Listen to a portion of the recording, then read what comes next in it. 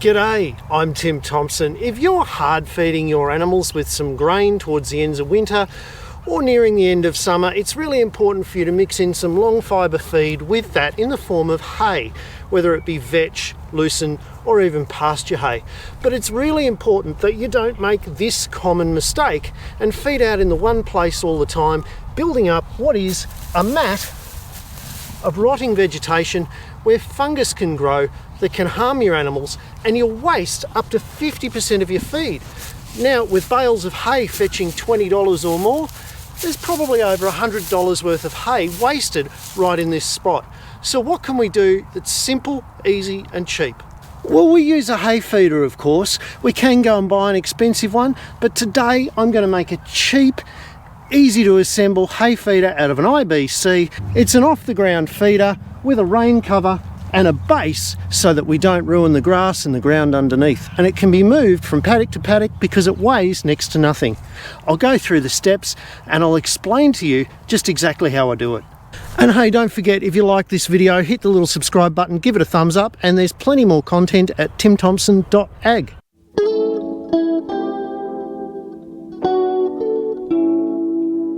It's important to realise that IBCs are used for a range of products. This one's actually been used for liquid fertiliser, used to grow plants. Now, I will be washing it out anyway, all the same, but bear in mind, often the cheaper you can get an IBC for, probably the nastier stuff it's had in it. Be really careful anytime you're putting feed or water near animals out of an IBC that you know its history and you know it's safe. So first off, we use the T30 bit to take off these two stays that are holding the water tank in. We're going to remove it, cut it up, put it aside for later use.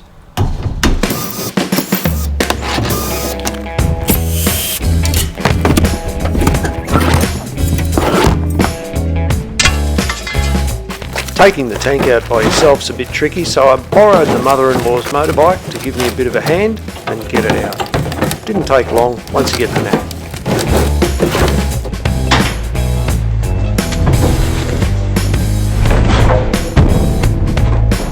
Now for the fun part, we get to cut out the 3 middle hoops from every single corner, and then we're going to cut the feet off just above the bottom rail.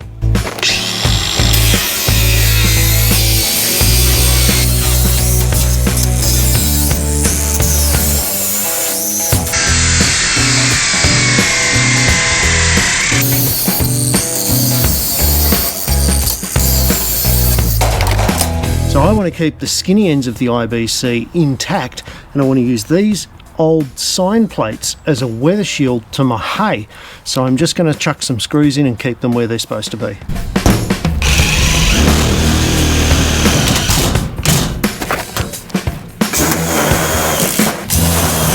Next, we're going to cut the bottoms of the long side off just above the first rail. This is going to stay there because it's going to provide us with a kick plate for our tray.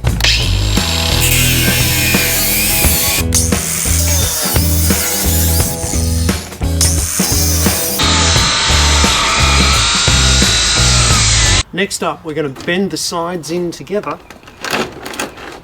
to hold our bale of hay.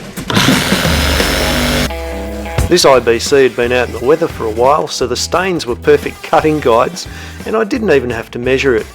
I cut one full panel above where I wanted my IBC base to finish up. I'll explain why shortly.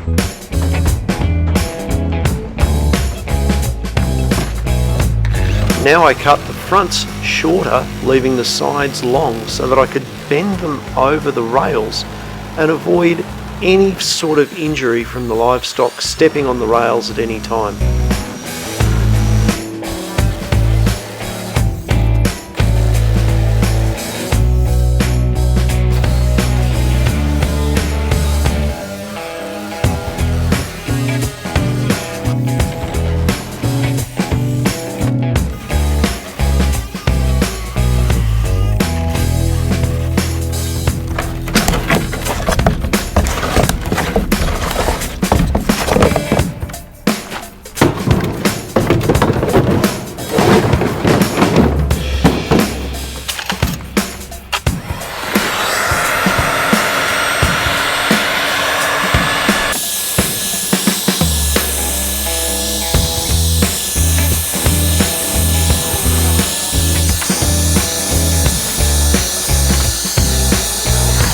And yeah, this kind of took a while.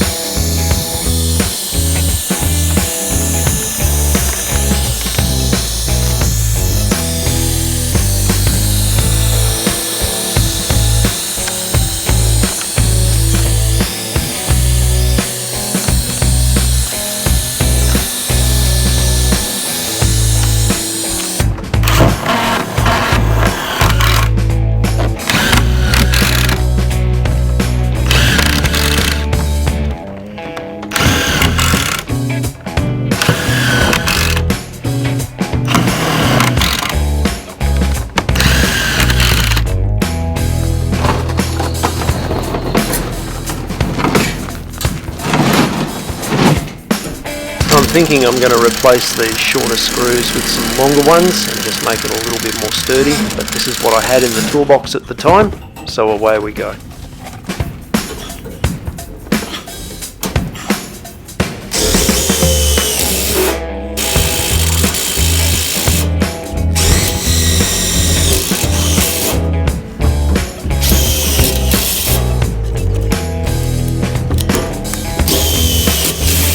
And now to make a rain cover out of the lid. Not much goes to waste in this project.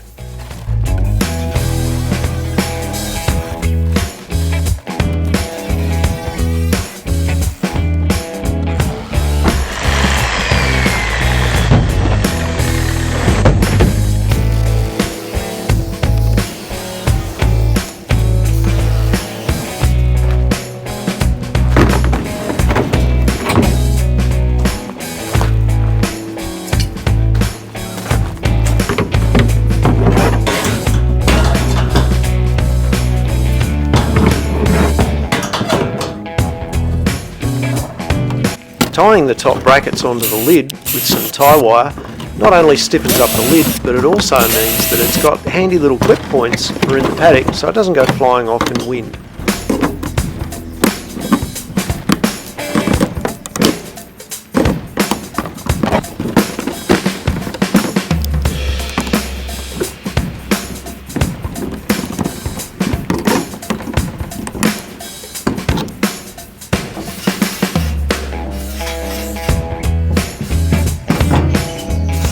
You can lose up to 50% of the hard feed you put out as waste when you just feed in the one spot off the ground.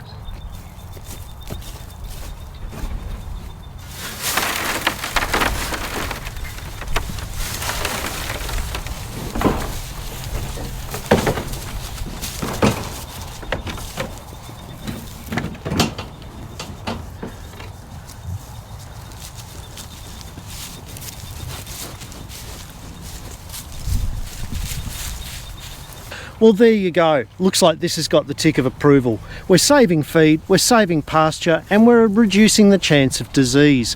All for one pineapple, or about 50 bucks Australian, for the original IBC. Think about this for an upcoming weekend project. It looks a ripper. Guys, if you liked this video and you found it helpful, don't forget to give it a thumbs up, hit the subscribe button, and there's plenty more content on timthompson.ag.